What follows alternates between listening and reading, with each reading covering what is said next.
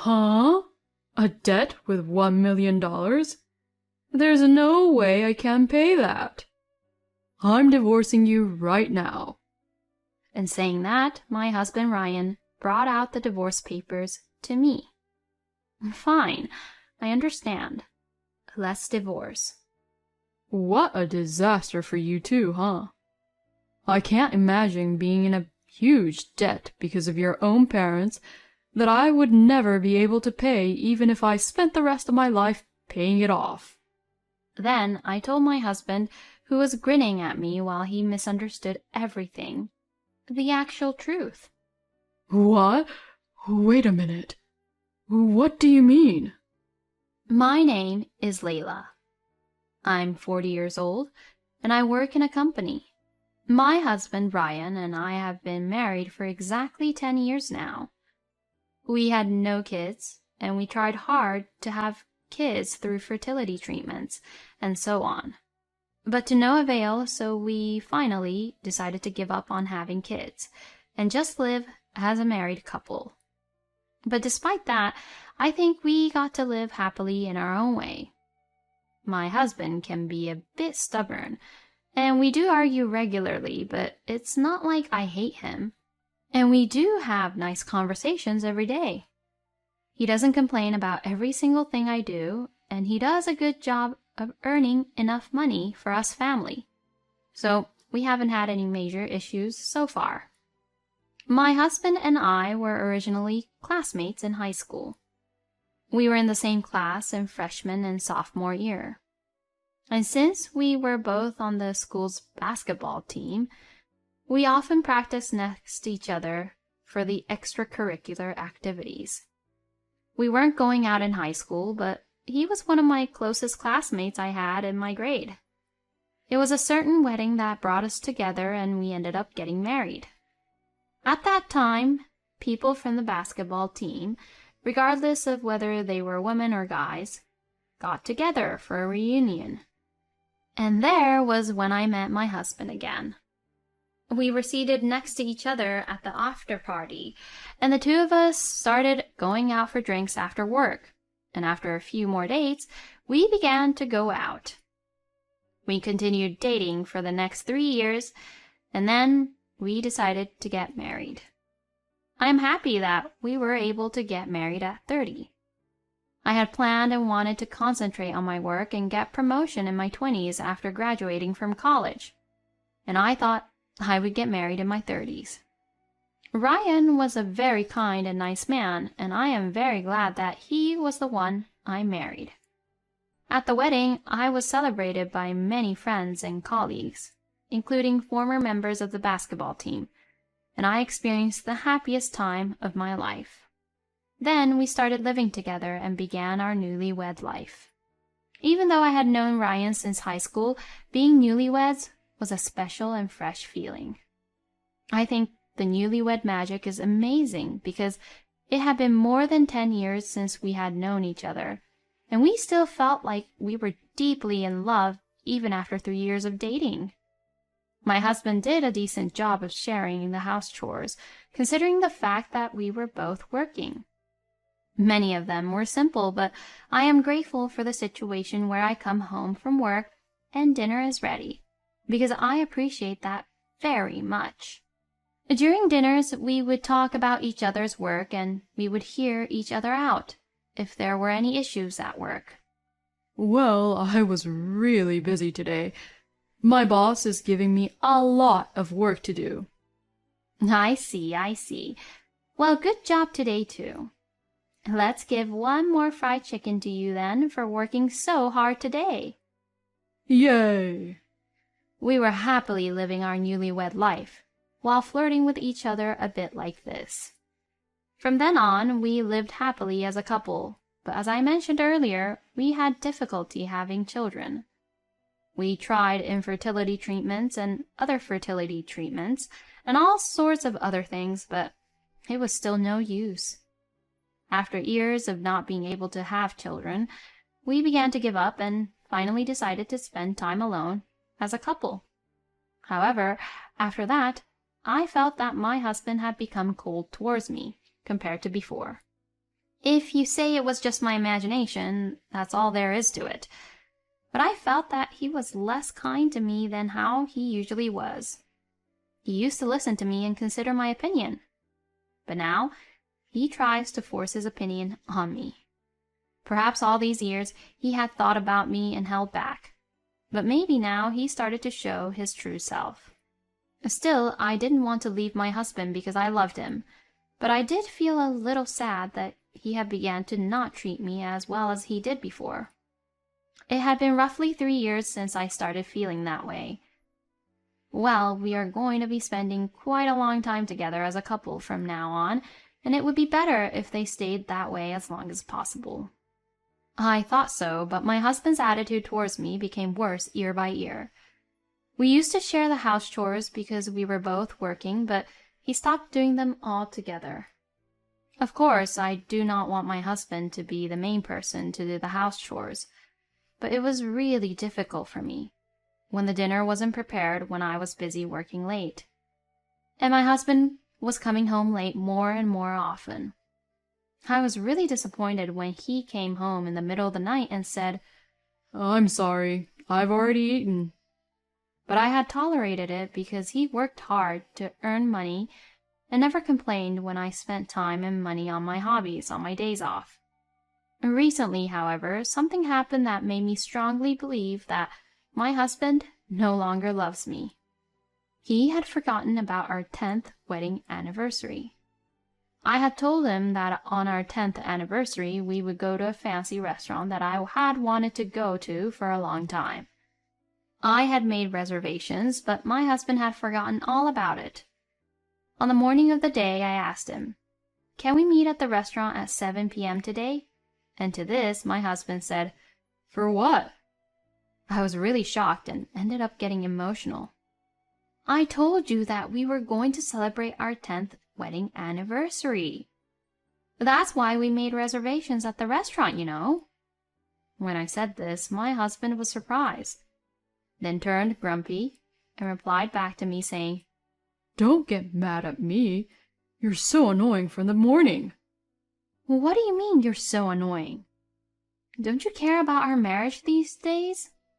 I think you've been treating me like crap." I suddenly felt a surge of resentment that had been building up in me. It exploded, and I took it out on my husband. Then from this, my husband got even more upset with me. "Excuse me? You're such a pain in the ass. What kind of 40-year-old woman dream about having dinner at a restaurant? It's only just an anniversary. Act like you're aged, Layla." Wait, Ryan? "You're so annoying. I'm leaving for work. Don't ever say anything weird to annoy me.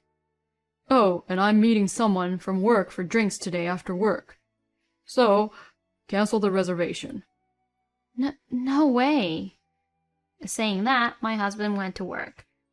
I couldn't believe what he said and froze for a while. What Ryan did and said was just too much.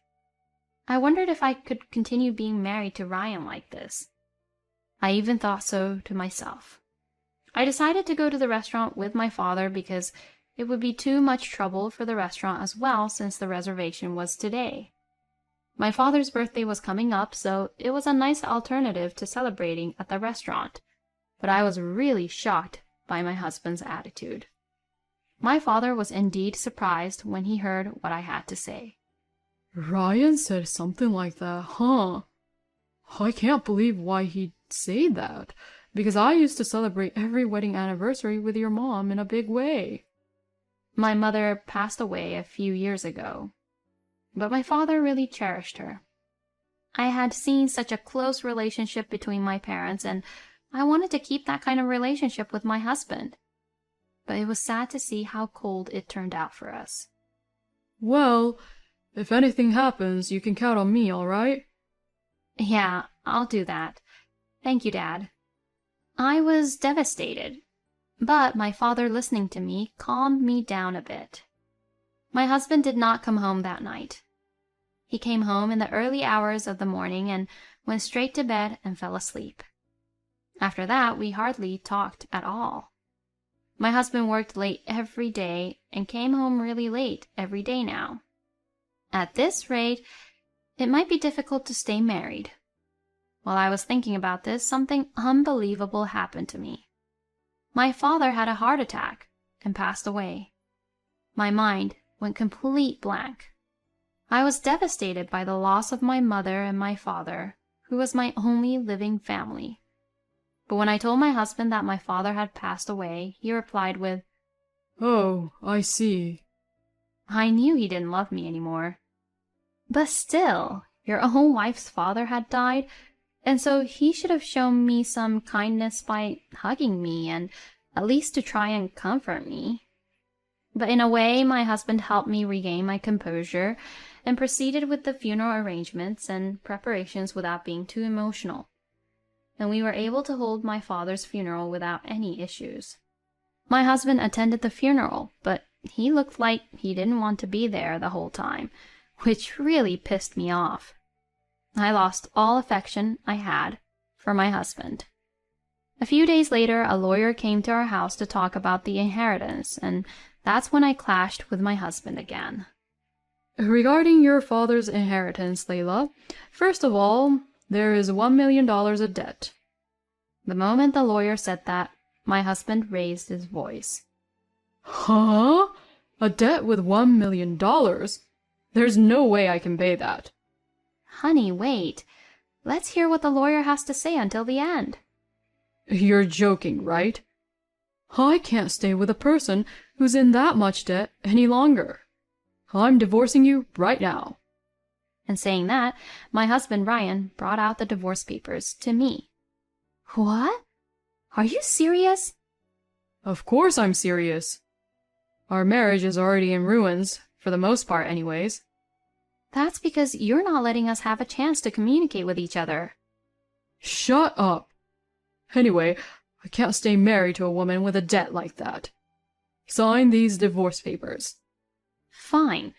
I understand. Let's divorce. I received the divorce papers from my husband and signed them.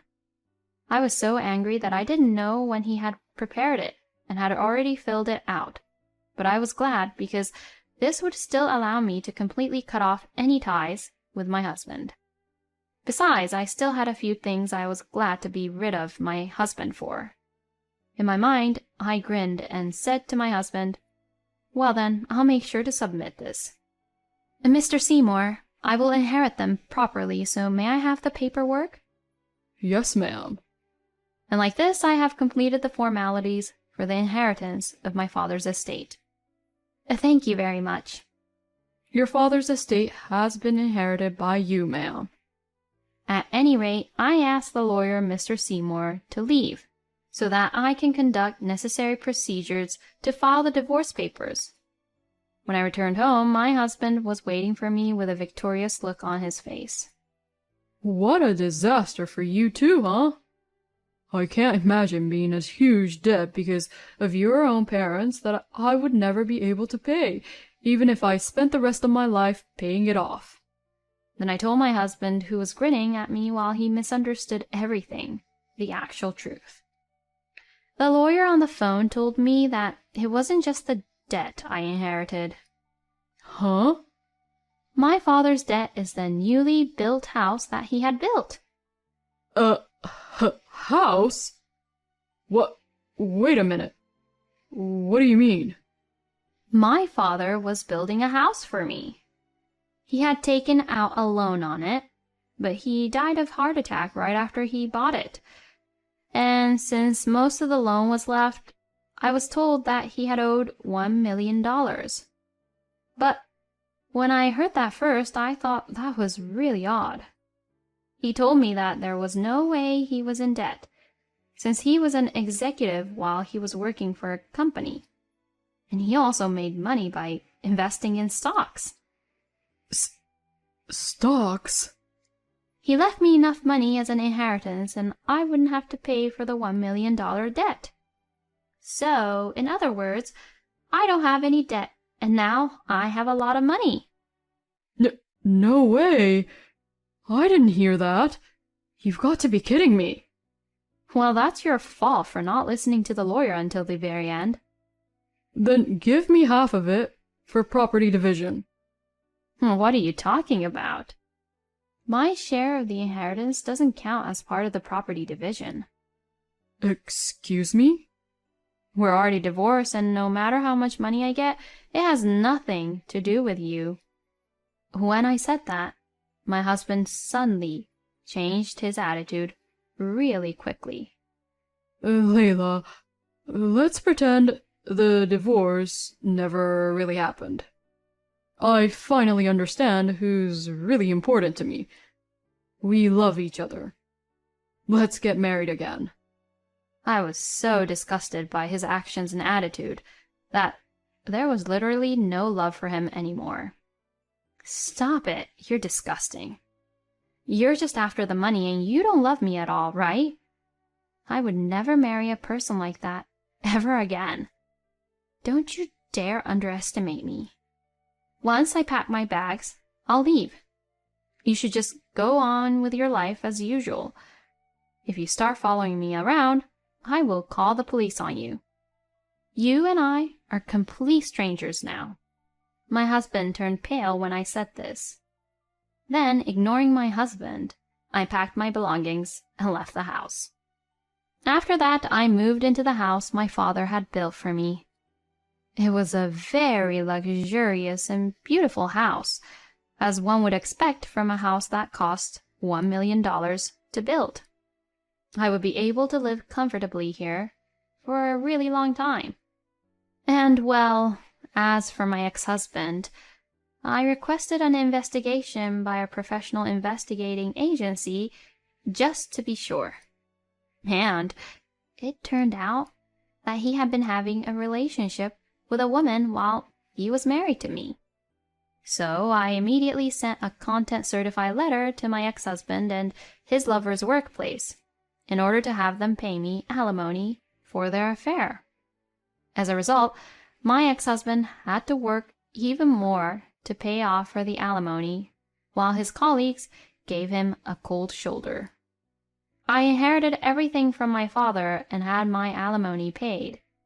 So, my retirement would now be secured. But I will follow my father's example and increase my assets through stocks and other investments.